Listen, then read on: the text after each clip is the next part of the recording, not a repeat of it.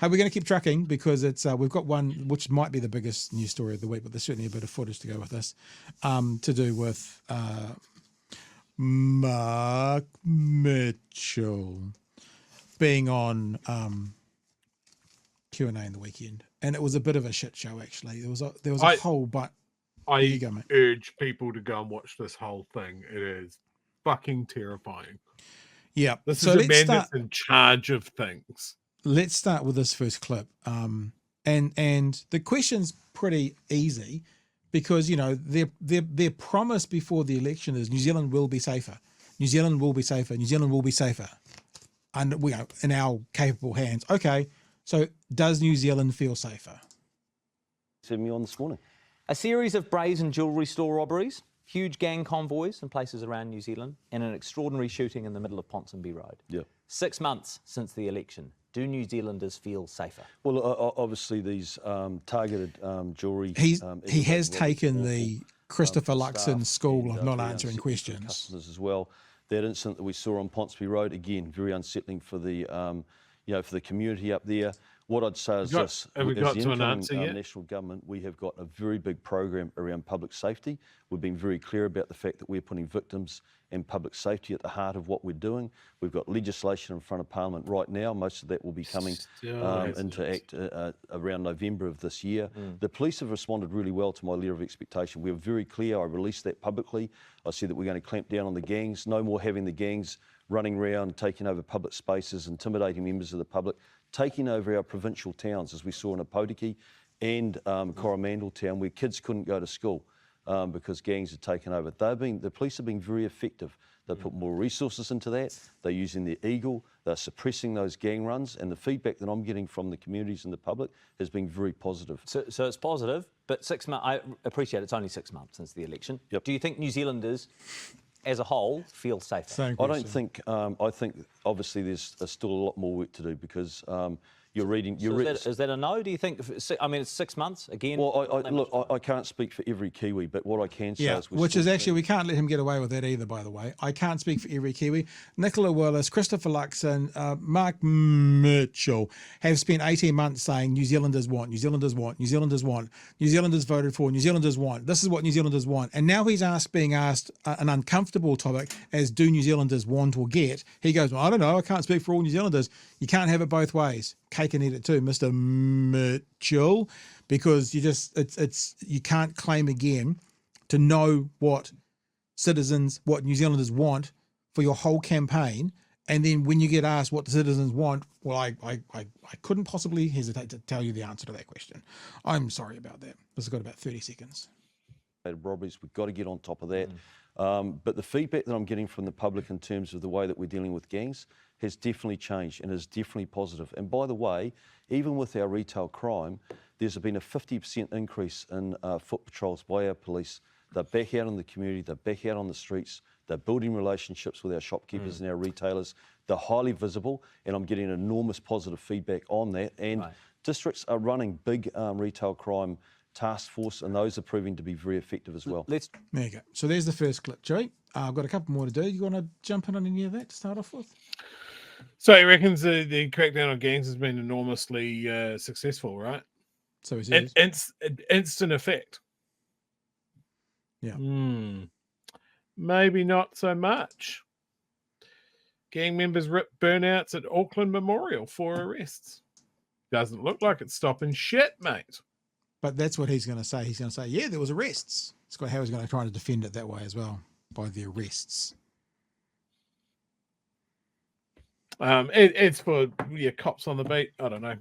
Anecdotally, which is the only way that this government decides that anything's of note, I haven't seen a police foot patrol in years.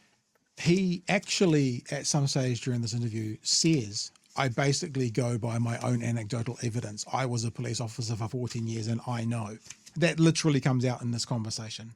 So let's keep going with it. This part of the conversation is around, are you really backing police? And I wanted to play this because congratulations to Jack. He asked the question that every interviewer needs to ask at any stage ever to this government when there's a financial question. And that's, yeah, but what about that $3 billion to landlords, right? And this is where it starts to go downhill really seriously. he honestly tries to sell the point that, you know, police officers are renters, so this is good for them, rather than we can give them lots of extra pay. Talked about the fiscal constraints, and obviously governing is about choices. Those changes to landlord taxes that your government announced, worth $2.9 billion, what message do you think it sends to police when in the same week that you announce almost $3 billion in tax changes to landlords, you insist you don't you insist that you don't have any money for them for anything better than what they describe as an insulting pay rise? We levelled the playing field because rents in this country have gone through the roof under Labor. And That's by the way, so police officers, tenuous. a lot of them rent homes, and we don't want their rents going up. And that's why we've taken steps to make sure that people aren't... Yeah, do you get that, Chewy? So the reason they're giving $3 billion to landlords is because police officers rent homes. That's why. It is Although in saying that, we haven't seen any evidence or any results with downward pressure on those rents yet, have we? fucking damn right. So yeah, his whole Mitchell. argument here is we don't need to give police pay rises if we bring down their rents and their grocery bills. And guess what? Neither of those fucking things is happening either. But landlords, their margins are getting fatter. It's something you didn't need to do. So here's here we go. I'll just bring this story up off the top. So following his logic, this is now a reason for them to go after the banks, because some police officers have mortgages.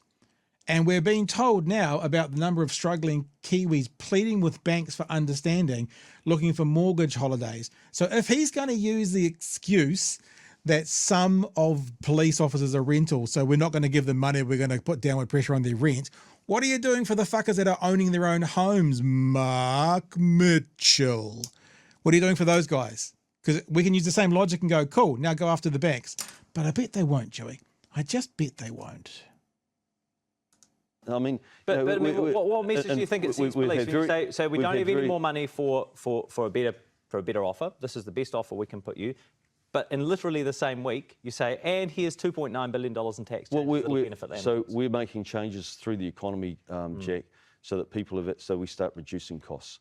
We want to reduce inflation. We want to reduce interest rates. Imagine if we put that $2.9 billion straight into police pockets. We want to stop rents going through the roof, because boy. a lot of police officers, nurses and teachers rent their homes, and we actually want to stop those rents from increasing. So do you think there's a whole range of... So just think about that. If rents went down, like in this Narnia hypothetical parallel universe he lives in, by 10%, and they're saving $50, $80 a week versus a $10,000 pay raise.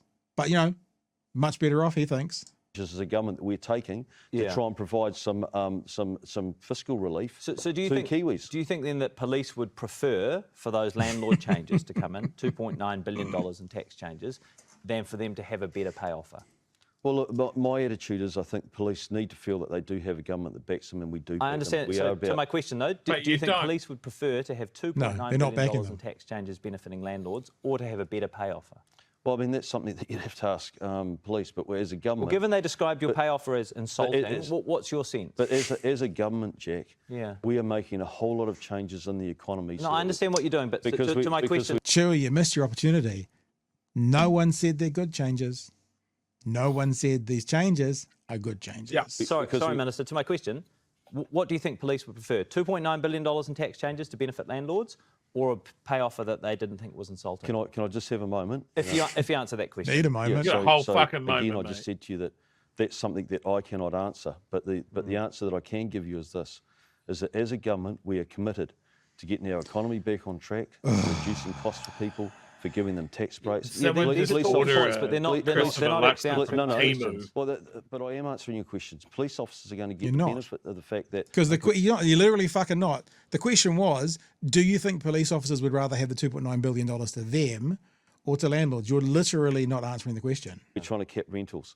Police officers will get the benefit of the fact that there's going to be a tax cut. Well, if police officers are landlords, they'll get those benefits. Police officers will get the benefit of us trying to reduce inflation. Police officers will get the benefit of us trying to reduce interest rates. And on top of that, we have stretched ourselves as far as we can. In good faith, we've found $250 million more to go into the pay round. We've gone to paid overtime, which is the hell. first time the $250 police have ever had that's- that. If I was a we cop believe watching that's this, our I'd be So fucking $250 million, furious. that's a 12th of the tax changes Well, that it's you announced for landlords. Well, Jesus. that is a substantive offer for us as a country. Yeah. When at the moment we've come in as a new government and we're having to deal with a terrible set of books. Blame Labor. Blame Labor. Nicola Willis is Oh, doing the some terrible Blame books Labor. now it's saying. Blame Labor. She is burning the midnight She's going to be with oil. us in a couple of weeks. Blame Budget as Labor. well. Blame So- Labor. Warning. Whoop, whoop, whoop, whoop. Blame Labor. I got caught. I couldn't do anything else. All the holes have been seen. So blame Labor. Blame Labor. There's a couple more to go, bro. But you go for it. Yeah, I think what you just said, but people missed it. I'll repeat it and give credit to you. If I was a police officer watching that, I would be furious. I would be furious because he is literally, not even basically, he is literally saying police officers should be happy that we're going to put downward pressure on their rents. Haven't seen any evidence of that yet. That we're going to get inflation down. That all these things in society, rather than a pay advance that they don't find insulting. I left that bit out of the conversation. Jack Tame read out what the police said about, or the police, group, lobby group, whatever, wrote about the offer, and the word insulting or patronising was in there, sort of thing. So Yeah. It comes back on this lie that National have built, that somehow if they let landlords get some of their tax back, that their rents are going down because the landlords will be so grateful, and they will somehow turn their nose up at increased profit. free money. Like every businessman ever will go, no thanks, I've already got enough profit. It just doesn't happen. The things that push prices down is increased supply in all cases. More competition, more supply, lower prices. No one wants to do that because everybody's got their retirement fund tied up in fucking housing. Not any proper investments. We're also not going after the banks. We're extracting an enormous amount of money from New Zealand every fucking quarter. We're not going after the supermarkets either for doing exactly the same thing. But the cops are going to be stoked because of this bunch of fairy dust, this bunch of unicorn farts that is National's economic policy. Oh, the rents are coming down. So now the cops are happy that they get paid bullshit for all this extra dangerous work we're asking them to do. That man, that the least inspiring person I have ever seen, is in charge of the police and corrections. That is fucking terrifying. Yeah. I would be scared if that man was in charge of a drinks trolley. The other thing, though, is if the police are going to be grateful to Mark Mitchell and the national-led government because of inflation coming down, we all know that with inflation coming down, unemployment goes up. So that are they going to be happy if inflation comes down, but their partner's now lost their job, or their kids have now lost their jobs? Do you know what I mean? Like if you're gonna make the case that they're going to be happy because of this good aspect of economical results within the economy, then you got to do it all. I mean, this is a theme for tonight's show. If they're going to be happy that that inflation's coming down, are they going to be happy that there's more unemployed people? Because those two things happen together. It's an unavoidable truth. Mate, I'll tell you what's going to happen, because this is the other thing that he's talking about. This is going to be X amount more cops going to the training college and that sort of thing. What will happen there? They'll get their passing out parade and that sort of thing. Welcome, you're a fully trained police officer now, and here's your complimentary shuttle bus to the airport and your new Victorian police uniform. Yep. We are now doing a recruitment drive for the Australian police. Why would you stick around if that's your leader? He in this interview, he argues against the police union. He holds himself up as someone that, I'm a policeman, I've seen all of this stuff, and then argues against the union that represents police officers, that they don't know what they're talking about. What the fuck? I mean, very much like we said earlier, that the only reason you need to protect free speech is for the most abhorrent speech. It's sort of a bit the same as the only reason you need to have a Bill of Rights is it's for those rights that we kind of find uncomfortable and don't like. This next part of the conversation, Jack Tame asks him if he understands that the Bill of Rights is going to be breached if you try and force gang patches off people. And he goes, yeah, it's a breach. It's like, well, okay, so where do we go with this? Let's have a bit of a look. To my question, though, you're pursuing a law that you accept breaches the Bill of Rights? I totally accept it. And by the way, when you've got gang members out there that don't stick to the rules like everyone else, I wonder if Luxon's advisors heard this and just went, "Oh my God, what has he said?" So he knows this is showing behind the curtain. Breaches the Bill of Rights? Yeah, of course. No, and said so flippantly. Yeah, of course it does. No, but and what other rights are they prepared to breach to get what they want to get through, no matter what? Remember, this is not said to support abhorrent opinions or to support disgusting rights. You know, people who claim onto their rights, which is just abhorrent behaviour.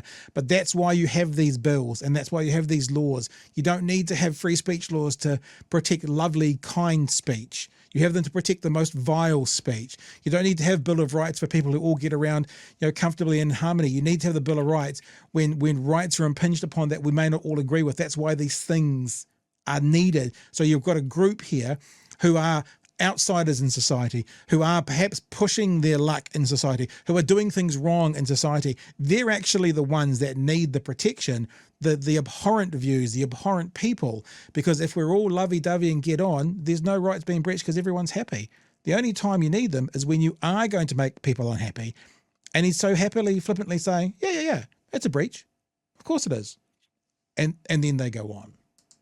Run roughshod over the top of people's rights. Then they go on to justify why it's okay to breach their rights. They're going to lose some rights. So when they want to front up and actually join society in a positive way, and do what everyone else does, and try and be proud Kiwis that actually adhere to the law, then they might get some. I think what he means is good little boys, proud Kiwis. I think that's what it means. It's a bit like the conversation we had about Karen earlier.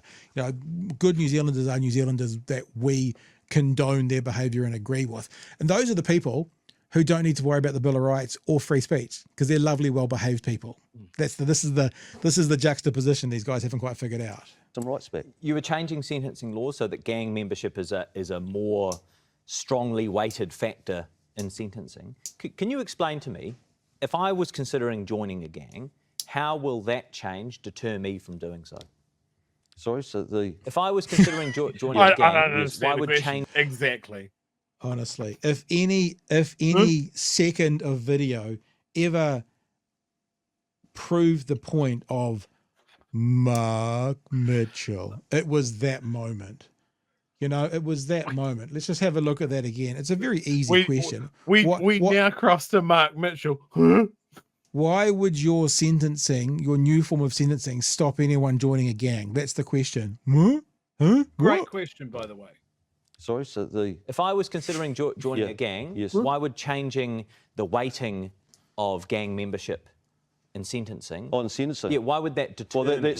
Why would that put me off? So that's one of many things that we're doing. Yeah. So why would that put me off? That's an aggravating factor at sentencing, you're right. No, sorry, so to my question though, why would that, if I'm considering joining a gang, why would that put me off? What do you reckon, what gang would Jack Tame join? What do you think? If he was going to join a gang, I mean, looking at that imagery right there, I don't know. We'll put that up the flagpole, see how it comes back. Well, I think let me give you a classic example. There was a headline running in the media yesterday with a gang member that stood up that had committed violent offending against correctional officers, police officers and members of the public. And he got a sentence that he wasn't expecting, and his exclamation was "Holy shit!" Because he wasn't expecting to get that. So, we're going to make it an aggravating factor. Yeah, no, I understand what you're doing. They don't want to have heavier sentences, so I think that could be something that would deter them. But on top of that, we're banning the gang patches. What are the regulatory? They're going to have dispute. Okay, so this is where you see again, second time tonight, different person, the authoritarian side coming out. Jack's about to challenge him on basically what does the research says, and he goes, I don't give a fuck, we got voted in. It's a little bit scary. Versatile notices. I They're know going to what have you're non-consorting orders. What We're are going to the give the firearms prohibition orders regulatory with impact statements proper say about that? warrantless search powers. There is enormous pressure coming on gangs. Minister. To my question, what do the regulatory impact statements say about deterrence?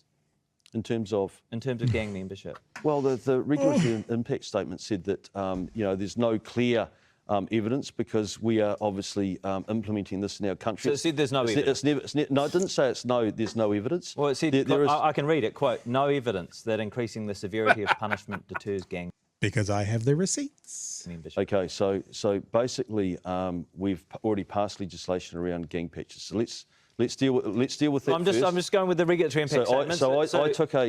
Let me I'm talking about punishment here because this is I'm asking about how punishment deters membership. So it very clearly, you just said this. It didn't say no. You're talking about deterrence. Very clearly says there's no evidence that increasing the severity of punishment deters gang membership. So let me talk you through the first part of what you asked me on the gang patches, right?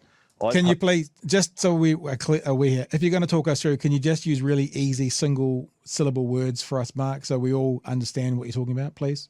Passed legislation. I took legislation through the House. It was Todd McLeay's out of Rotorua, and it was based off, he was having big problems with the mongrel mob there, with violent I'm asking about the aggravating sentence, which was my question, and I asked how that would be a deterrent. It's just real the regulatory impact statement that you and I have both read says there is no evidence that increasing the severity of punishment deters gang membership. So we believe that it will be a deterrent, and So the regulatory impact statement was wrong. Your officials were wrong. We get all sorts of advice from officials. And was that wrong? Was that wrong? Well, we get all sorts of advice from was officials. that wrong? It's advice. We all decide as a government. Here we go. We went to the election and we got elected on the fact that we're going to clamp down on gangs and violent retail crime, and we're going to get ourselves back on track. So let me just explain, Jack. We campaigned on that. So there's your basically the best case now for the national government is this. I can't put my fingers in my ears because I've got headphones on, but this we do what we want. Labor bad. Vote National 2026. So there it is again. It's like, it's not even basically saying, it's literally saying we do what we want because the public put us here to do what we want. Research, regulatory impact statements, we already told you we're not going to read those. We're just going to do whatever we want. We promise to do this. We're going to do this. Don't care if all the research says it's not going to work. We think it will. Why? Well, just because we think it will. Chewy.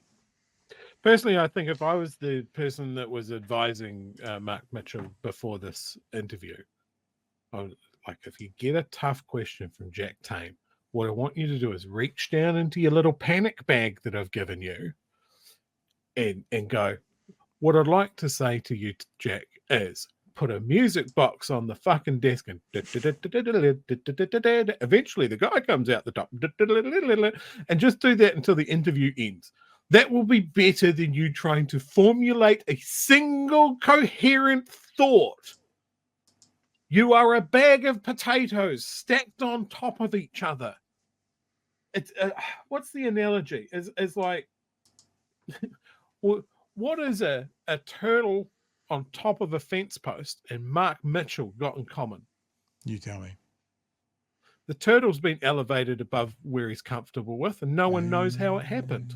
It's exactly the same. I said, just while he was babbling through that interview, I thought I'd have a look up his Wikipedia page.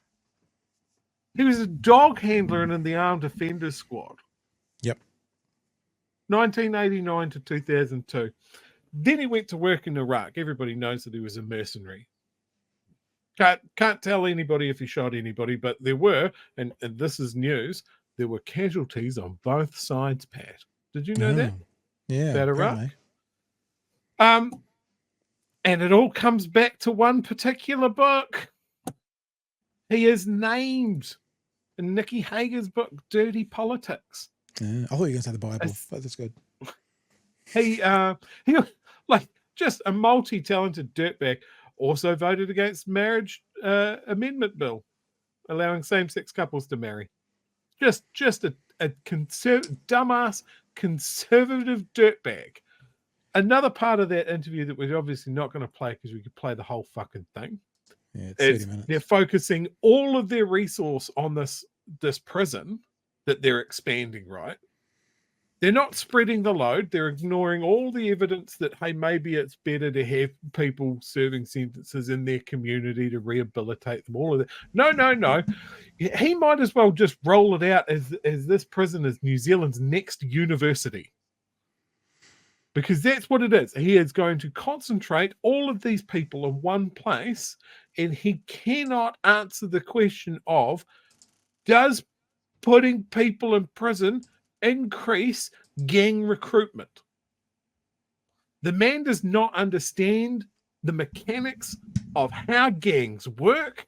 He doesn't know what leads to people joining them. He doesn't know the factors of what keeps people there, and he has no way of knowing how to get people out of gangs. It comes back to the most simple adage of know your enemy. Like there's nothing there. There's nothing there that is going to minimize the gangs at all. He's talking about, as aggravating sentences. That's going to make people think about joining the gangs. If you're at a point where you're considering joining a gang, you don't pro and con this shit. Yeah. You don't think, well, what if I get caught? If you join a gang and you know what gangs are, it is when I get caught. Mm. A lot of the guys that join gangs, they want to get caught. You move up in the gang if you do crime. You get more prestige if you go to prison. These guys will go to prison for something that they haven't done to earn credit with the gang. They don't fucking care about prison. He doesn't understand that. He's got the mind of a dog handler still. And a dog handler is, I'll follow my dog. Yeah, I thought when you were going to say he has to know who his enemy is, I thought you were going to say his mouth, but you didn't for some reason. Oh, absolutely. And look, it's like he's been standing in the wings, just off camera, just off side of stage, and watched every interview that Luxon has done, and gone, I can do exactly this. I can do talk. He does it even worse. And that is our Minister of Police and Minister of Corrections. And that is terrifying.